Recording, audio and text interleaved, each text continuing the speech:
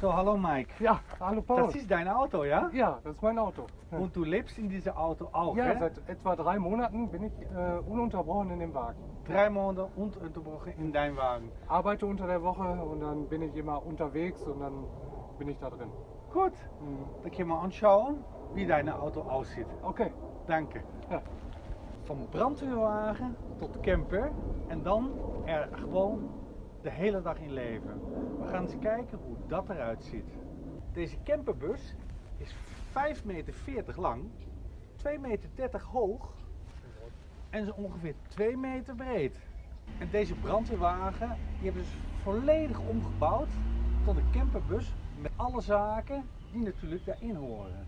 Beginnen we maar eens achterin bij de camper. Hier is er dus een cassettetoilet ingebouwd.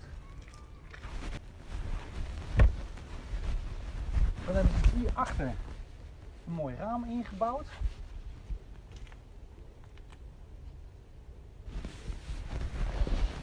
En hier bij het woongedeelte en het slaapgedeelte dan nog een fantastische grote extra raam aan de zijkant. Zodat je binnen volledig daglicht hebt. En onder het raam bevindt zich hier zo een dop waar het vers water wordt bijgevuld. En de verswatertank is nog wel 80 liter groot. Dus niet slecht voor een camperbus. Deze camperbus staat op een Fiat Ducato chassis 244. En hier is de klep waar de diesel wordt bijgevuld. Hier ligt een 2,8 liter dieselmotor in en hij is handgeschakeld. En hij komt uit 2000.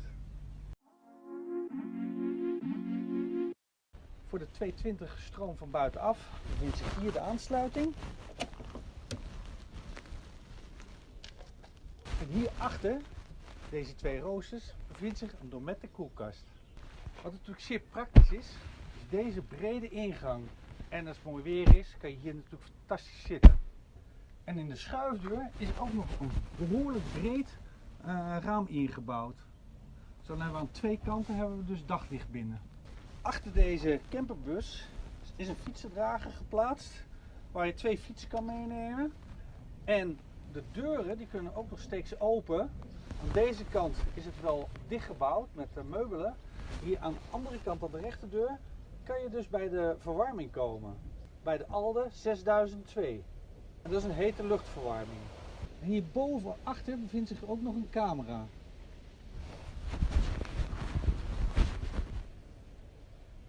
En bovenaan de camperbus is er over de hele breedte ook nog een markies opgebouwd. En ik schat ongeveer dat die ongeveer zo'n beetje zo'n 3,5 meter is. En als we hem nog een keer uitrollen, dan komt er ongeveer ook nog zo'n 3 meter bij. De bestuurdersdeur is praktisch met wat opbergruimte, maar voor de rest weinig elektronica. Alles is nog handmatig.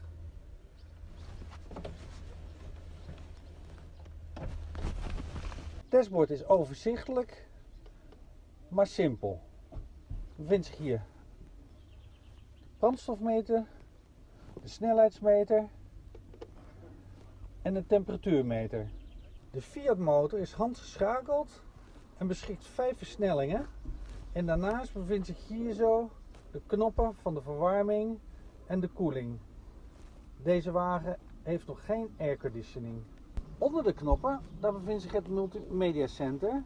Dus daar wordt de radio over bediend, de achteruitcamera en nog andere zaken. En links onder het stuur daar bevindt zich nog een separate verwarming, Webasto, en die wordt hierover bediend en hier komt dan de warmte uit.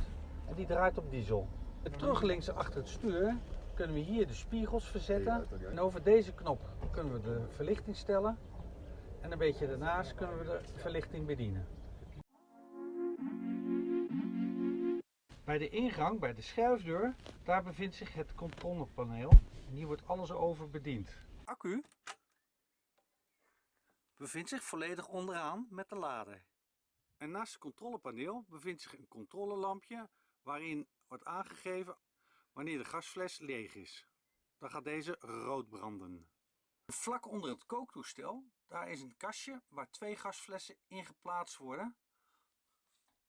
Alsmede waar de knoppen zitten om het gas af te sluiten. of weer natuurlijk aan te zetten. De keuken is lekker ruim, veel werkruimte over. Er bevindt zich een redelijk diepe spoelbak. Achter nog voldoende opbergruimte om spulletjes te plaatsen. En een gastoestel met 2 gaspitjes. De vuilwatertank is zo ongeveer 50 liter groot. En aan de zijkant van de keukenblad bevinden zich nog allerlei 220 volt stopcontacten. De bediening van de temperatuur van de verwarming. En USB-poorten.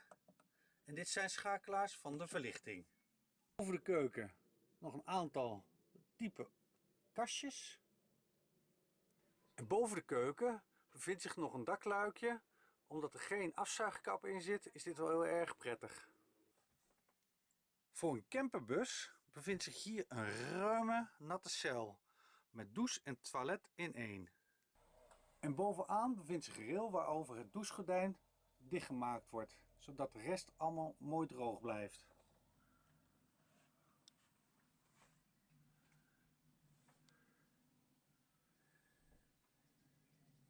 's Ochtends voor het tandenpoetsen en je haar kammen is er hier ook nog een kleine wasbak. Met een kraan waarin de douchekop zit.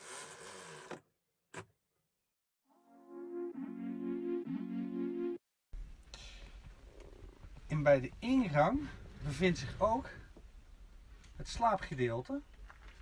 Dit bed is voor 1 persoon en kan overdag omgebouwd worden tot een bankje. En om het bed een beetje groter te maken, kunnen hier wat panelen uitgetrokken worden. En op die manier krijgen we een bed van 1,40 meter breed. Binnenin bevindt zich nog een kleine koelkast met een heel klein vriesvak erin. En boven de koelkast bevindt zich nog een ruime kast. Wat prettig is dat je niet buitenom hoeft te lopen naar de cabine. Er bevindt zich hier een gordijntje wat je dicht kan doen, maar ook weer open zodat je naar voren kan lopen. En alle ramen zijn volledig uitgerust.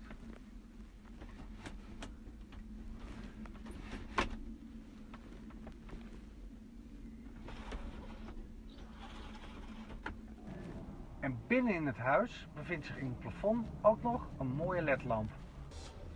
En boven de cabine, daar bevindt zich ook nog een beetje opbergruimte waar een tafeltje en een stoeltje in opgeborgen kan worden. Boven het bed bevinden zich ook nog 2 diepe kastjes. Vond je deze video nou leuk en je bent nog niet geabonneerd? Vergeet dan niet te abonneren. En volgende week donderdag hebben we weer een nieuwe video klaarstaan om 4 uur voor jullie. En wij bedanken jullie voor het kijken naar deze video.